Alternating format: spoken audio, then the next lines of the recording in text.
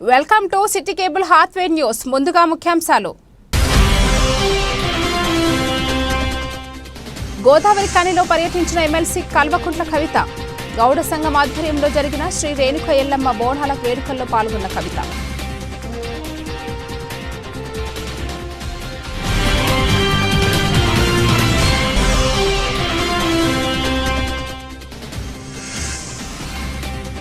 ఉగ్ర ముఠా దాడులను నిర్వహిస్తూ న్యాయవాదుల నిరసన. ఉగ్రదాడికి పాల్పడిన వారిని కఠినంగా శిక్షించాలని డిమాండ్.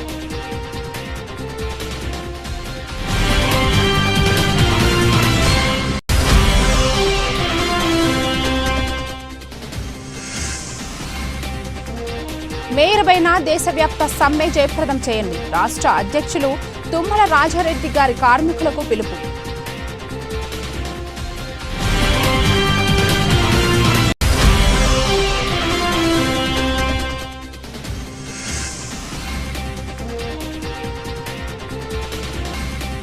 ఉదంపూర్ సరిహద్దు ప్రాంతంలో ఎదురుకాల్పులు. జవాన్ వీరమరణం.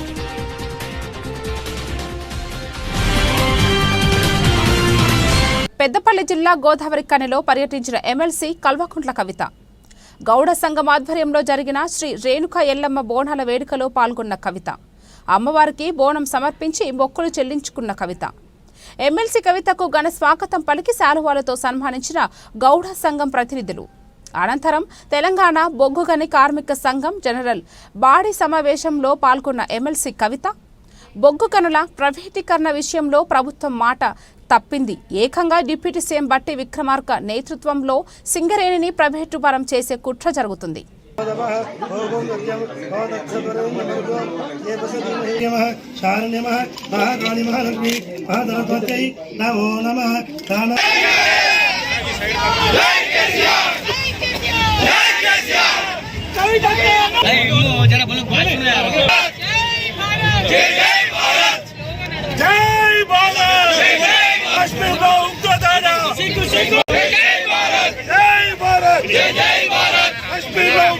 కోరుతా ఉన్నాం. హెల్మెట్ ఇది compulsory.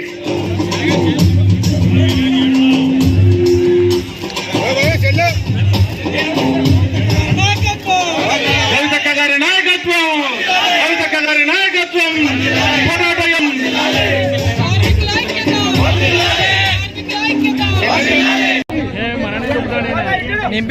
Ramesh dispensary MD driver, K Lakshman CHP fitter,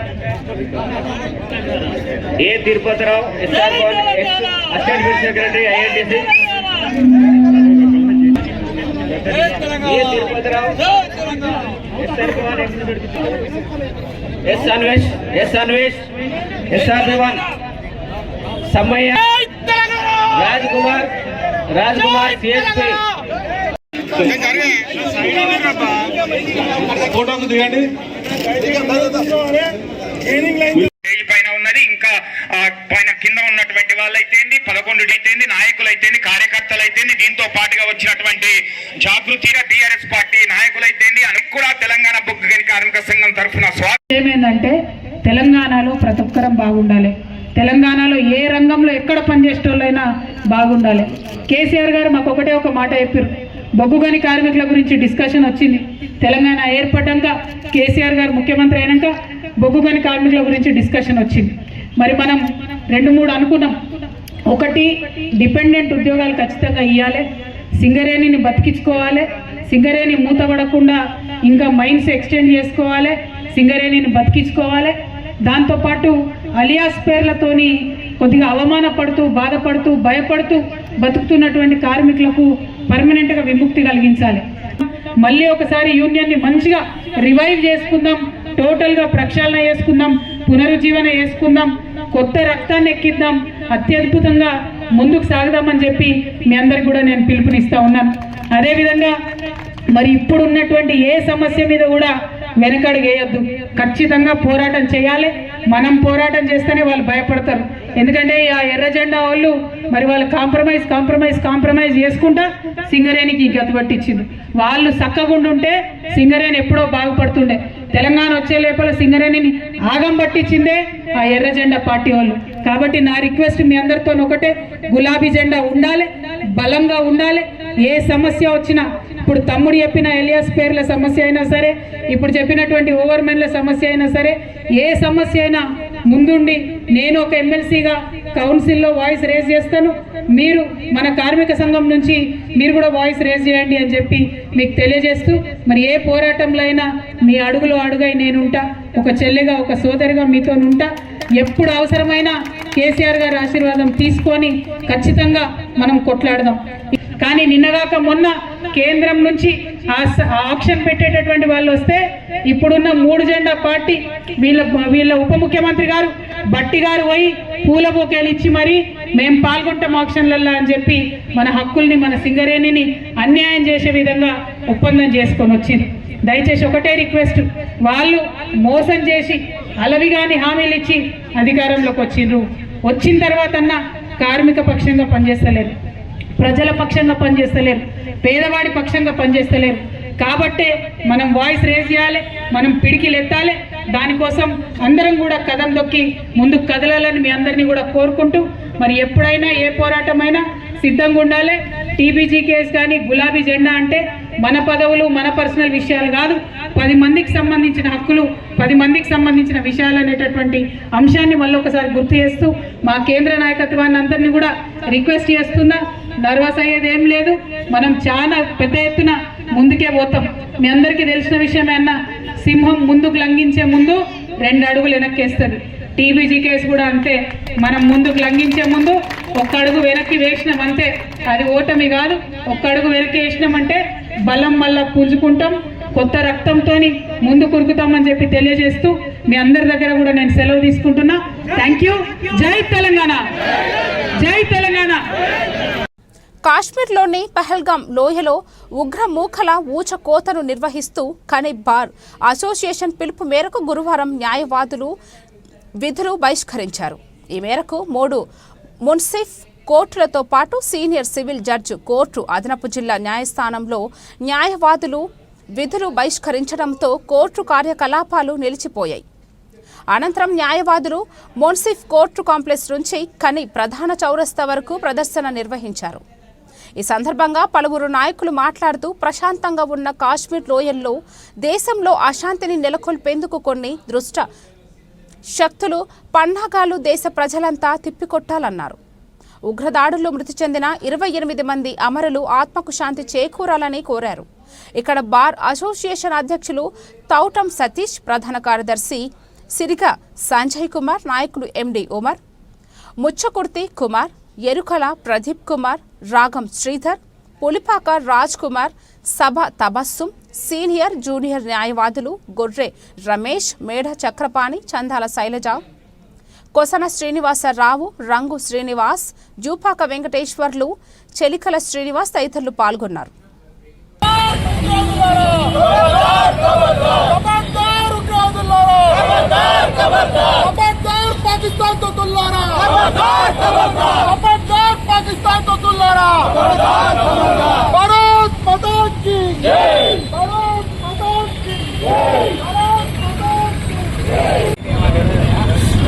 జరిగిన పహల్గాంలో ఉగ్రవాదుల దాడిలో 28 మంది అమాయకులను పాల్గొన్నారు. వాస్తవం చెప్పాలంటే ఇది మన దౌర్భాగ్యం. మన ఇంత ప్రభుత్వాలు ఉండి కూడా ఏం చేయలేకపోతున్నాం. ఇంత సెక్యూరిటీ ఉన్నా కూడా వాళ్ళు అవలీలగా మన భారతదేశంలోకి చొరబడి అమాయకులైన హిందువులను చంపుతున్నారు. వాళ్ళు మరీ అడిగి కూడా నువ్వు హిందువా ముస్లిమా అని పాయింట్అవుట్ చేస్తూ హిందూ అయితే చంపేస్తున్నారు, ముస్లిం అయితే వదిలేస్తున్నారు.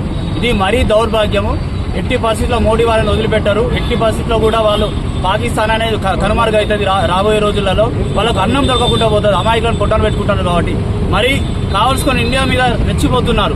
ఇండియా అంటేనే ఒక భారతమాత బిడ్డల మేము కావలసుకొని అమాయక ప్రజలైన బట్టి పొట్టను పెడుతూ అన్యాయంగా చంపుతున్నారు. వాళ్ళకు భార్య పిల్లలు ఉన్నారు. ఎంతమంది సఫర్ అవుతున్నారు, అంతమంది సఫర్ అవుతున్నారు. కావున కేంద్ర వెంటనే స్పందించి వారిపై చట్టమైన చర్యలు తీసుకొని ఉరిశిక్ష వేయాలని కోరుకుంటున్నాను. కాశ్మీర్లో జరిగిన దాడికి ఉగ్రవాదులపైన కఠిన చర్యలు తీసుకోవాలని ఆశిస్తూ గోదావరి కని భారత ఆధ్వర్యంలో ఈరోజు విధులను బహిష్కరించి శాంతి ర్యాలీ నిర్వహించడం జరిగింది. దానిలో భాగంగా మేమందరం కూడా న్యాయవాదులందరూ కూడా ఈ కార్యక్రమానికి రావడం జరిగింది. నిజంగా భారత మాత పైన, భారతదేశం పైన ఎవరైనా కన్నెత్తి చూస్తే ఏ విధంగా ఉంటుందో అని కార్గిల్ యొక్క దుశ్చర్యలు కానివ్వండి వాటన్నిటిని కూడా నరేంద్ర మోడీ గారి ప్రభుత్వం చూపించడం జరిగింది. అదేవిధంగా మరి మనలను ఏ విధంగా భారతదేశాన్ని అంతమొందించాలి అనే వ్యవస్థలో భాగంగా కుట్రపూరితమైన ఉద్దేశంతో పర్యాటకుల మీద దాడి చేయడం అనేది నిజంగా శోచనీయం, అమానవీయం నిజంగా. ఎందుకంటే ఇట్లాంటి ఉగ్రవాద మూకలను తుది ముట్టించే వరకు కూడా మనం అంతా అప్రమత్తంగా ఉండి మనలో ఉన్న ఉగ్రవాదులను కూడా ఏరివేయడానికి సహకరించాలి. ఈ మొన్న జరిగిన దాడిని భారతదేశంలో ఖండిస్తూ భరతమాత సేవలో మనందరం నిరంతరంగా ఉండాలి, భారత ప్రభుత్వానికి మనందరం కూడా సహాయంగా ఉండాలని ఆశిస్తూ ఈ రోజు విధులను బహిష్కరించడం జరిగింది. ధన్యవాదాలు. ఈ రోజు RG1 GDK 2 ఇంక్లైన్లో ఉదయం 7 గంటలకు అన్నబోయిన శంకరన్న అధ్యక్షతన గేట్ మీటింగ్ జరిగింది.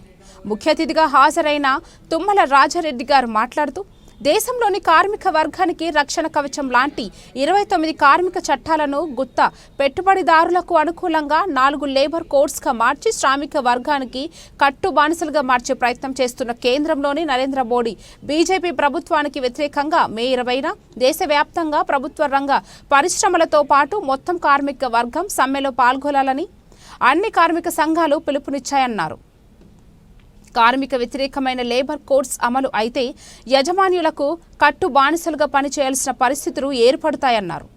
మేడే పోరాట స్ఫూర్తితో 8 గంటల పని దినం రక్షణ కోసం తెలంగాణలోని బొగ్గు బ్లాక్లను సింగరేణికి కేటాయించాలని డిమాండ్ చేస్తూ జరుగుతున్న ఈ సమ్మెలో పెద్ద ఎత్తున సింగరేణి కార్మికులు పాల్గొని జయప్రదం చేయాలని కార్మికులకు విజ్ఞప్తి చేశారు. ప్రతి కార్మికుని లైఫ్ లో కొన్ని లక్షల రూపాయలు కోల్పోబోతున్నాం. ఇక ఏ కంపెనీలో అయితే కట్ అవుతుందో ఆ కంపెనీ కనుక నష్టం అయితే ఆ CMPF డబ్బులు ఇవ్వాల్సిన అవసరం లేదట, కోసుకుంటారట వాళ్ళే. అంటే ఇట్లాంటివి కొన్ని వందల ఉన్నాయి. ఇవన్నీ మీకు ఎందుకు చెప్తున్నానంటే మనం దాదాపు 100 సంవత్సరాల సాధించుకున్న హక్కులన్నీ 100 1886 కాండి కదా మన 8 గంటల పని దినం వచ్చింది. ఇప్పుడు ఆ 8 గంటల పని దినం 12 గంటలు అవుతుందట. 12 గంటలు చేస్తున్న కోసం ఇలా ఆమోదం ఉంది. ఇట్లా ఇవన్నీ కారణం ఏంటి, ఎందుకోసం చేస్తాడు నరేంద్ర మోడీకి? కార్మికులు అంటే ప్రభుత్వ రంగ సంస్థలు అంటే బాగా పగన. మరి 33 కోట్ల మందికి వ్యతిరేకమవుతుందా అని ఇక్కడ BMS వాళ్ళు BJP వాళ్ళు అనొచ్చు. మేమంతా పిచ్చోళ్ళమా, కార్మికులను నాశనం చేస్తానుకున్నామా అని అంటారు. దీని వెనక పెద్ద బ్యాక్గ్రౌండ్ నడుస్తాను, మీరు అందరూ అర్థం చేసుకోవాలి. ఎప్పుడు 2014 తర్వాత నరేంద్ర మోడీ గెలిచినప్పుడే ఈ బిల్లు తీసుకొచ్చిండు. ఎక్కడ పారిశ్రామికవేత్తల మీటింగ్ అమెరికాలో జరిగితే అమెరికా మీటింగు ప్రధానమంత్రి హోదాలో మొట్టమొదటి ప్రధానమంత్రి అక్కడ హాజరైన BJP ముఖ్యమంత్రి ప్రధానమంత్రి నరేంద్ర మోడీ హాజరైనప్పుడు మా దేశంలో పెట్టుబడులు పెట్టండి అని అలా కోరినప్పుడు అక్కడ ఆ పారిశ్రామికవేత్తలు ఏమంటే మీ దేశంలో మేము పెట్టుబడి పెట్టాలంటే మీ దేశంలో కార్మిక చట్టాలన్నీ కూడా కార్మికులకు అనుకూలంగా ఉన్నాయి, కార్మిక సంఘాలు చెప్పినట్టు కార్మికులు వింటారు, కాబట్టి మేము కనుక మీ దేశ సంస్థల్లో ప్రైవేట్ సంస్థల్లో పెడితే మాకు నష్టం వస్తుంది, ఆ చట్టాలు మేము అమలు చేస్తే మేము నడపలేము అని ప్రధానమంత్రి ముందు ఆ పారిశ్రామికవేత్తల సంఘం డిమాండ్ పెట్టింది. మొదటి ప్రభుత్వంలో నరేంద్ర మోడీకి ఫుల్ మెజార్టీ లేదు, మిత్రపక్షాలతోటి ప్రధానమంత్రి కూర్చున్న ఆయన. అప్పుడు సపరేట్గా ఉండి రెండో ప్రభుత్వం రాగానే వెంటనే ఆయన బలమైన ప్రభుత్వం పోయిన ప్రభుత్వంలో ఆయన బిల్లు పెట్టేసింది, ఆమోదమైంది. మళ్ళీ తెల్లారైపోయి అమెరికాకు పోయి ఇక మేము బార్లో తెరిచేస్తున్నాం, ఇప్పుడు కార్మిక చట్టాలు మార్చేసినాం, పార్లమెంట్లో బిల్లు పెట్టేసి ఇక మీరు రండి అని చెప్పి ఆహ్వానిస్తాడు. సమ్మెలు జరగవు, కార్మిక చట్టం అమలు ఉండవు, యూనియన్ ఎన్నికలు ఉండవు, 12 గంటలు పని చేయించుకోవచ్చు, PFలు GFలు వడ్డీ తీసుకుంటున్నాం కదా, ఏది LTCలు అని LLTs అని బోనస్ అని వేజ్ బోర్డులు అని ఇంక్రిమెంట్లు అని, ఇంకా ఇవన్నీ పులిస్టా పెట్టడానికి అవకాశం పారిశ్రామిక దొరుకుతుంది. కాబట్టి వాళ్ళకు అనుకూలంగా ఉండటం కోసం కేంద్ర ప్రభుత్వం వాళ్ళకు బిల్లు తీసుకొచ్చింది. దేనికోసం మళ్ళీ దానికి గెలిపించేది ఎవరు? ఓట్లేసేది మనమే. కానీ ఓట్లు వేయించడానికి కారణమైన పారిశ్రామికవేత్తలు 1000 కోట్ల రూపాయలు ఇస్తాను కదా, మన 1000 కోట్లు ఇచ్చేకి ఆదాని అంబానీలకు మరి లాభాలు చేయాలి కదా. పారిశ్రామికవేత్తల డబ్బులతో గెలిచే BJPకి ఆ చట్టాలు తీసుకోవాల్సిన అవసరం పడ్డది. అందుకనే వీళ్ళ కార్మికులకు ప్రజలకు ఎన్ని పనులు చేసినా చివరికి డబ్బులు ఏంది గెలవరు, ఓటేయరు. కాబట్టి డబ్బులే ఇచ్చడానికి అనుకూలంగా ఉండాలనే నిర్ణయానికి వచ్చేసి ఇలా అన్ని రాజకీయ పార్టీలు అట్లా చేస్తున్నాయి. అందులో అగ్రభాగాన BJP ఉన్న విషయాన్ని గుర్తుపెట్టుకోండి. సంఘాలు, అన్ని రాజకీయ పార్టీలు, అన్ని ఫెడరేషన్లు, అన్ని అసోసియేషన్లు, ఆఖరికి రైతు సంఘం కూడా సభలో ఉంది. రైతులు కూడా రైతు చట్టాలు కూడా మార్చేసి మనకు తెలుసు కదా, 2 సంవత్సరాల నుంచి ఎల్లువీన చచ్చిపోయారు పోరాటం చేస్తున్నారు. అంటే కార్మికులు, కర్షకులు, రైతులు అందరూ దాదాపు కొంతమంది అధికారులు కూడా ఈ సమ్మెలో ఉన్నారు. అందుకని ఈ సమ్మెకు అంత ప్రాధాన్యత చాలాసార్లు సమ్మెలు చేసినాం. ఇదే రాబోయే కాలంలో కాంట్రాక్ట్ కార్మికులను అధ్వానంగా మన పరిస్థితి, పర్మనెంట్ కార్మికులు అందరి కార్మిక పరిస్థితి జరగబోతుంది. కాబట్టి అందుకే ఒక బీజేపీ బిఎంఎస్ తప్ప అన్ని కార్మిక సంఘాలు సమ్మెలు ఉన్నాయి, గుర్తుపెట్టుకో. అది ప్రభుత్వ సంఘం, దానికి అనుబంధ సంఘం కేడీఆర్ కాబట్టి వాళ్ళిద్దరు సమ్మెలు ఉండరు. మిగతా అన్ని కాంగ్రెస్తో సహా టీఆర్ఎస్, ఏఐటీస్ అన్ని కూడా ఈ సమ్మెలో పాల్గొనవుతున్నాయి. అందుకే మీ అందరికి అవగాహన కోసం కొంచెం చెప్పినాం. ఇందరు మీరు ఈ 4 కోడ్లు ఇప్పుడు అమలైతే, అంటే అమలంటే ఆల్రెడీ పార్లమెంట్లో ఆమోదం చేసుకున్నాడు నరేంద్ర మోడీ. ఆమోదమే అమలు కోసం సిద్ధంగా ఉన్నాయి. దానికి కారణాలు ఏ కారణాలైనా ఈ దేశంలో కార్మిక సంఘాలు స్ట్రాంగ్, కార్మికులు కూడా పిలిపిస్తే సమ్మెలు ఉంటారు. మరి దేశంలో 33 కోట్ల మంది సమ్మె చేస్తే మళ్ళీ దేశం అంతా అంధకారం అవుతుంది. కాబట్టి వెనక ముందు చేసుకుంటా వాళ్ళ ప్రభుత్వాలు ఉన్న దగ్గర అమలు చేస్తూ ఉన్నారు. వాళ్ళు ఎక్కడెక్కడ రాష్ట్ర ప్రభుత్వాలని అవన్నీ మెల్లమెల్లగా సాపు కింద అమలు అవుతున్నాయి. ఇతర ప్రభుత్వాల దగ్గర ఈ రాష్ట్ర ప్రభుత్వాలు అమలు చేయవు కాబట్టి మెల్లగా ఒకేసారి ఉద్యమం వచ్చినా మంచిదే అనే విషయంలో మెల్లగా ఆలోచిస్తానికి సిద్ధమైంది. మనం 20 తారీఖు కనుక సమ్మె పిలిపించకపోతే ఇప్పటికి అమలు చేస్తున్నారు. ఇప్పుడు మే 1 అంటే ఏప్రిల్ 10 నుంచి అమలు చేయాలని చూసిండ్రు. మనం ముందే 2 నెలల ముందే గవర్నమెంట్కి యాజమాన్యాలకి సమ్మె నోటీస్ ఇచ్చున్నాం కాబట్టి చూద్దాం ఈ సంగతి ఏందని ఆగింది. సమ్మెంట్ జరగకపోతే అమలుకు సిద్ధంగా అయితే అన్నట్టు. ఈ దేశంలో మనమే కాదు, ప్లేన్లు నడిపిలో దగ్గర నుంచి వెళ్ళి మన పొగ్గుబాయి అమాలి కార్మికుల వరకు అందరూ కూడా సమ్మెలు ఉంటున్నారు. ఈ దేశంలో ప్రభుత్వ రంగ సంస్థలు, ప్రైవేట్ సంస్థలు, కాంట్రాక్ట్ కార్మికులు, కొన్ని అధికార సంఘాలు కూడా ఈ సమ్మెలో పాల్గొంటున్నాయి. అంటే వీళ్ళందరూ పాల్గొనడానికి, సమ్మె చేయడానికి కారణాలు ఏముంటాయి చెప్పండి? ముందు మన హక్కులు ఉండాలి, మన కంపెనీ ఉండాలి, తర్వాతనే ఇంకేమైనా కోసం కొట్లాడుతూ మనం బతుకుంటే. కానీ వాటికే ఎసరొచ్చే విధానాలన్నీ కూడా ఆ కోడ్లలో ఉన్నాయి. అందుకని ఇక ఆ కోడ్లు ఏంటి అనేది మీరు కరపత్రాలు చెప్పు అంటే అదే 10 నిమిషాలు పడుతుంది. అంటే అందుకని వీళ్ళందరినీ చైతన్యం కావడం కోసం 27వ తారీఖు నాడు గోదావరి కనిలో గవర్నమెంట్ హాస్పిటల్ పక్కన రెడ్డి కమిటీలో ఒకటి ఉంటుంది. దాంట్లో అందరినీ రమ్మంటున్నాం. వాస్తవంగా 35 సంవత్సరాలే, కానీ ఎవరైనా రావచ్చు. మా యూనియన్ కార్యకర్తలు ఉండాల్సిన అవసరం లేదు. అక్కడే భోజనాలు ఉంటాయి, టిఫిన్లు ఉంటాయి, అన్నీ ఉంటాయి. దాదాపు 4-5 మీద చెప్తా, సమ్మె చేసే హక్కు లేదు. మొట్టమొదటి సమ్మె చేయాలంటే 51% మంది వర్కర్లు ముందే ఒప్పుకోవాలట. ఒకవేళ సమ్మె పిలిపించిన తర్వాత సమ్మె సక్సెస్ కాకపోతే సమ్మెలో ఉన్న వాళ్ళందరికీ 2 లక్షల పెనాల్టీ, 6 నెలలు, సంవత్సరం జైలు శిక్ష కార్మికులకు. ఇంతకుముందు చట్టం లేదు. కార్మిక సంఘానికి 2 లక్షలు అంటే 10 లక్షలు, 15 లక్షలు పెనాల్టీ, వీళ్ళు కూడా జైలు పోవాలట. సంఘం పిలిపించినోడు వాళ్ళు ఉంటారా? ఇంతకుముందు మన 11 రోజుల ముందు సమ్మె నోటీస్ ఇస్తే సమ్మె చేయొచ్చు చేయాలట. 60 రోజుల ముందు వచ్చే ఉంటేనే సంఘం పెట్టుకోవాలట. అంటే శాతం ఓట్లు వస్తేనే ఆయన గుర్తింపు సంఘం. నరేంద్ర మోడీకి కూడా 51% ఓట్లు రాలే. ఇప్పుడు ఈ దేశంలో ఏ ప్రభుత్వానికి కూడా 51% ఓట్లు రాలే. 25-30% తోటే గెలుతాంటారు. కానీ ఇండస్ట్రీలో జరిగే కార్మిక సంఘ ఎన్నికలకు మాత్రం 51% ఓట్లు వస్తేనే ఆయన గుర్తింపు సంఘంగా ఉంటున్నట. లేకపోతే వాళ్ళ ప్రభుత్వ అజమాయిషీలనే కబుర్తు చెప్పినట్టే కార్మిక సంఘాలు వినాలి. అంటే కార్మిక సంఘాలు ఉండకుండా చేయడం కోసం ఇట్లా ఇప్పుడు CMPF కట్ అవుతుంది. CMPF ఎంత కట్ అవుతుంది? 12% కట్ అవుతుంది. ఇప్పుడు అది అమలు అయితే 10% ఉంటుంది. రామగుండం కార్పొరేషన్ 47వ డివిజన్కి చెందిన నిరుపేద ముస్లిం కీర్తి శేషులు అజీం గారి కుమార్తె ఆసిఫా వివాహ ఖర్చులకు బీఆర్ఎస్ రాష్ట్ర నాయకులు వ్యాళ్ల హరీష్ రెడ్డి గారి ఆదేశానుసారం VHR ఫౌండేషన్ ద్వారా 10,000 రూపాయలు ఆర్థిక సహాయం అందించడం జరిగింది. మాజీ కోఆప్షన్ మెంబర్ తస్రీం బాను జాహిద్ పాషా గారి ఆధ్వర్యంలో జరిగిన ఈ కార్యక్రమం సందర్భంగా తస్రీం బాను గారు మాట్లాడుతూ సప్త సముద్రాల అవతల అమెరికాలో ఉన్నా కూడా రామగుండం నియోజకవర్గంలో ప్రతి పేదవాడి కష్టాన్ని తెలుసుకుని వారి సమస్యలు పరిష్కరించే విధంగా ఆర్థిక సహాయం అందించడంలో వ్యాళ్ల హరీష్ రెడ్డి గారు ముందుంటారని, ముస్లిం సమాజంలో వారి సేవల వలన చాలా మంది పేద కుటుంబాలు లబ్ధి పొందుతున్నాయని వారికి రామగుండం నియోజకవర్గ ముస్లిం సమాజం తరపున ధన్యవాదాలు తెలియజేస్తున్నామని అన్నారు. అదేవిధంగా వ్యాళ్ల హరీష్ రెడ్డి గారు గత 5 సంవత్సరాలుగా అనేక పేద ముస్లిం యువతుల వివాహాలకు ఆర్థిక సహాయం అందించడం జరిగిందని, అదేవిధంగా ఈ సంవత్సరం పవిత్ర రంజాన్ మాసంలో 500 మంది ముస్లిం పేద కుటుంబాలకు రంజాన్ తోఫా నిత్యావసర సరుకులు పంపిణీ చేసి పేద కుటుంబాలు రంజాన్ పండుగను సంతోషంగా జరుపుకునే అవకాశం కల్పించిన వ్యాళ్ల హరీష్ రెడ్డి గారికి రామగుండం నియోజకవర్గ ముస్లిం తరపున ధన్యవాదాలు తెలియజేస్తున్నామన్నారు. ఇంకా ఈ కార్యక్రమంలో బీఆర్ఎస్ నాయకులు పొలాడి శ్రీనివాసరావు, బూరుగు వంశీకృష్ణ, రొడ్డ సంపత్, కొల్లూరి ప్రసాద్, షఫీక్ ఖాన్, ముస్లిం మత పెద్దలు తహసీన్, జానేమియా, కాజామయి, నుద్దీన్, షాకిర్ మౌల్హానా, ఫరూక్ భాయ్, పర్వీన్, రహీమా తదితరులు పాల్గొన్నారు. ఈ కార్యక్రమానికి విచ్చేసినటువంటి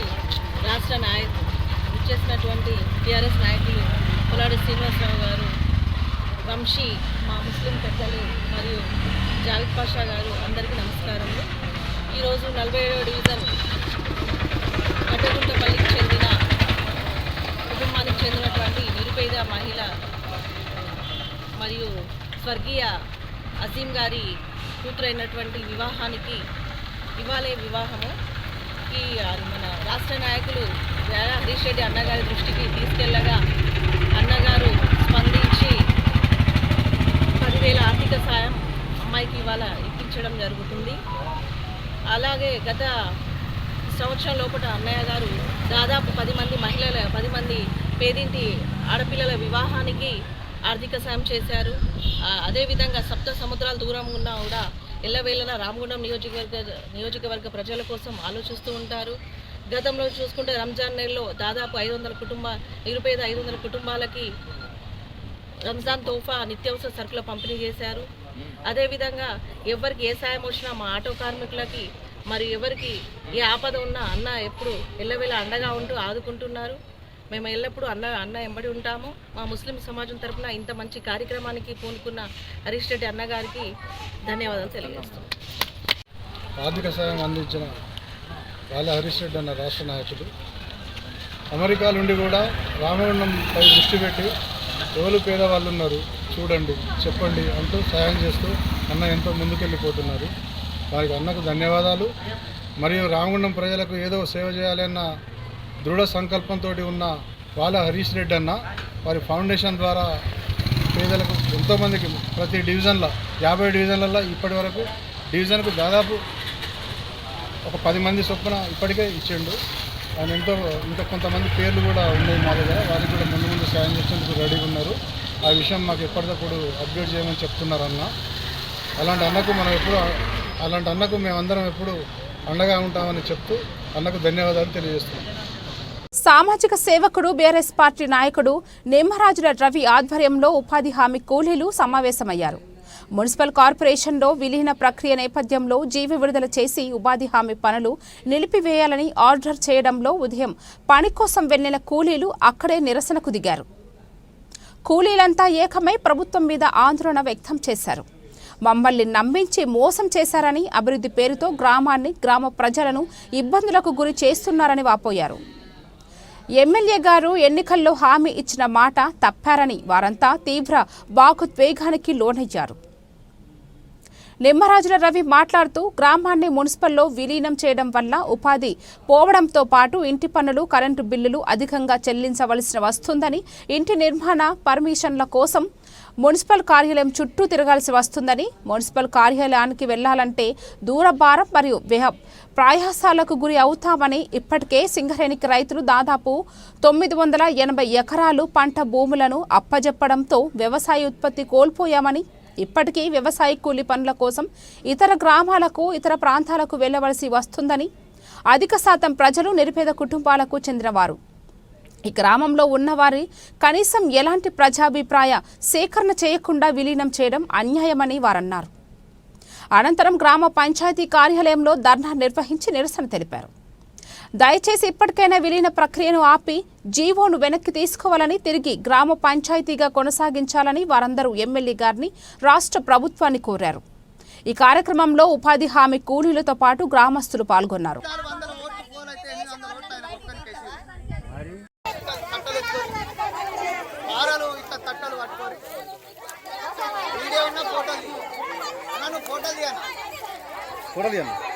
వీడియోలో కట్ చేసుకోవచ్చు మనం ఫోటోస్.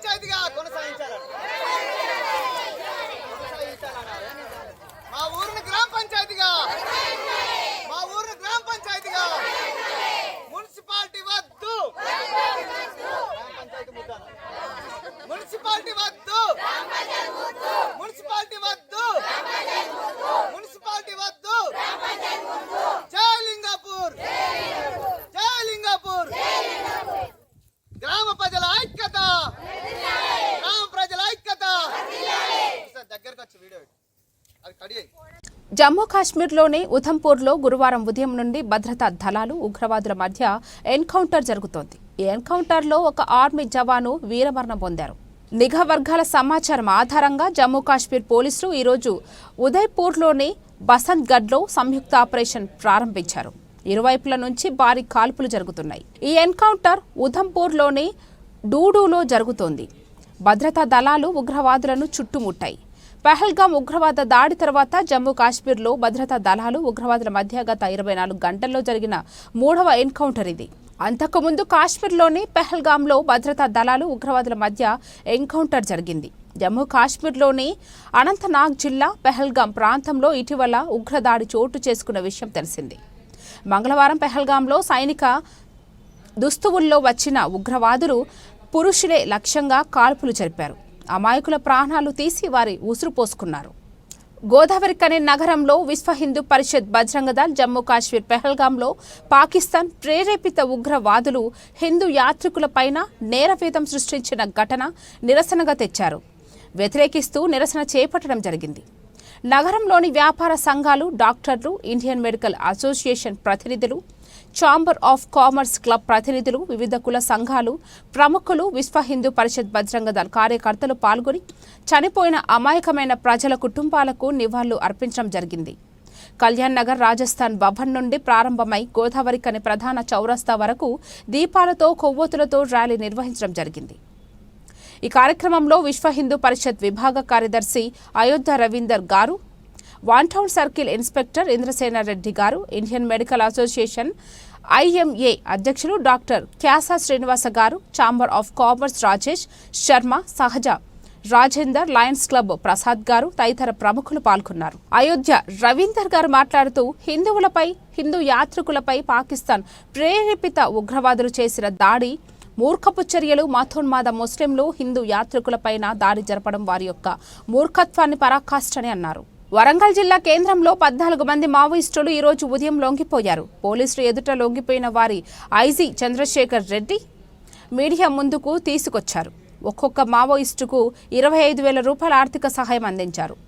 ఈ సందర్భంగా ఐజీ మాట్లాడుతూ నక్సలిజం మార్గాన్ని వదిలిపెట్టి కుటుంబంతో కలిసి ప్రశాంతమైన జీవితం గడపాలని ఆయన సూచించారు.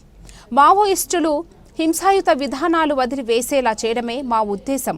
ఏ రాష్ట్రానికి చెందిన మావోయిస్టులు వచ్చి లొంగిపోయినా సహకారం అందిస్తాం.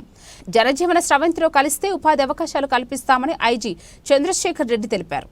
తెలుగు రాష్ట్రాల్లో రోజురోజుకు ఎండలు మండుతున్నాయి. తెలంగాణలో రానున్న 2 రోజుల పాటు ఉష్ణోగ్రతలు సాధారణం కంటే 2 నుంచి 3 డిగ్రీలు ఎక్కువగా నమోదయ్యే అవకాశం ఉందని వాతావరణ శాఖ తెలిపింది. ఈ మేరకు రాష్ట్రంలోని 7 జిల్లాలకు రెడ్ అలర్ట్ జారీ చేసింది.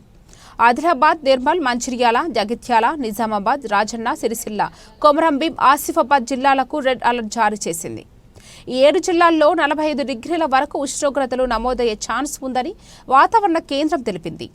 రెడ్ అలర్ట్ ఇచ్చిన 7 జిల్లాలు మినహా మిగిలిన జిల్లాలకు ఆరెంజ్ అలర్ట్ జారీ అయ్యింది. ఇక ఇవాళ రేపు ఉత్తర తెలంగాణలోని కొన్ని జిల్లాలలో అక్కడక్కడ వడగాల్పులు వీచే అవకాశం ఉందని పేర్కొంది. చాలా జిల్లాల్లో రాత్రిపూట వేడి వాతావరణం మరింత ఎక్కువగా ఉండనుందని తెలిపింది. ఉదయం 10 నుంచి 4 గంటల వరకు ప్రజలు బయటకు రాకుంటే మంచిదని సూచించింది. అత్యవసరం ఉంటేనే ప్రజలు మధ్యాహ్నం బయటకు రావాలంది. రైతులు, కూలీలకు వడదెబ్బ ప్రభావం ఉండే ఛాన్స్ ఉందని జాగ్రత్తలు పాటించాలని స్పష్టం చేసింది. అలాగే శుక్ర శనివారాల్లో కొన్ని జిల్లాల్లో ఉరుములు, మెరుపులు, ఈదురుగాలులతో కూడిన వర్షాలు అక్కడక్కడ కురిసే వీలుందని పేర్కొంది. గంటకు 30 నుంచి 40 కిలోమీటర్ల వేగంతో గాలులు వీచే అవకాశం ఉందని వెల్లడించింది.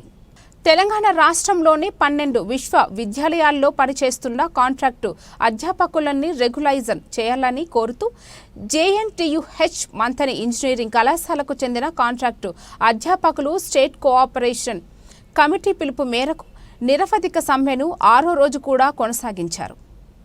నిరవధిక సమ్మెకు మద్దతుగా 6వ రోజు నిరవధిక సమ్మెకు మద్దతుగా విద్యార్థులు తరలివచ్చారు.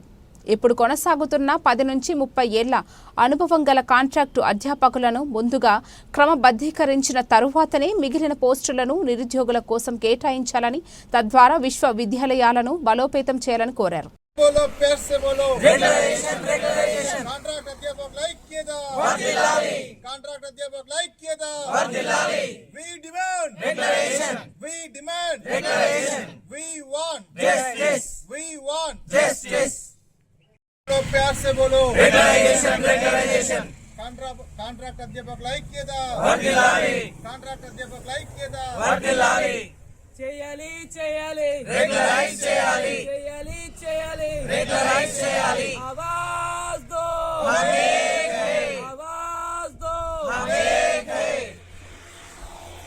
వార్తలు ముగించే ముందు ముఖ్యాంశాలు మరోసారి.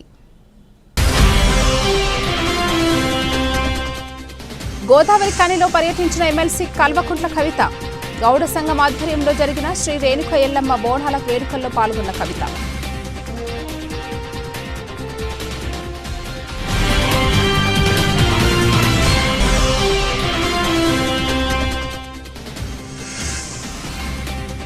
ఉగ్ర ముఠా దాడులను నిర్వహిస్తూ న్యాయవాదుల నిరసన. ఉగ్రదాడికి పాల్పడిన వారిని కఠినంగా శిక్షించాలని డిమాండ్.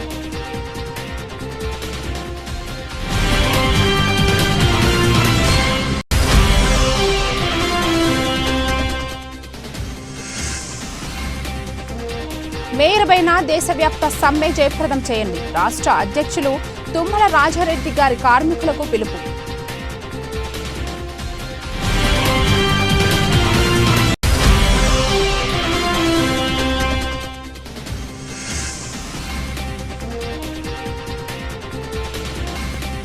ఉదంపూర్ సరిహద్దు ప్రాంతంలో ఎదురుకాల్పులు. జవాన్ వీరమరణం.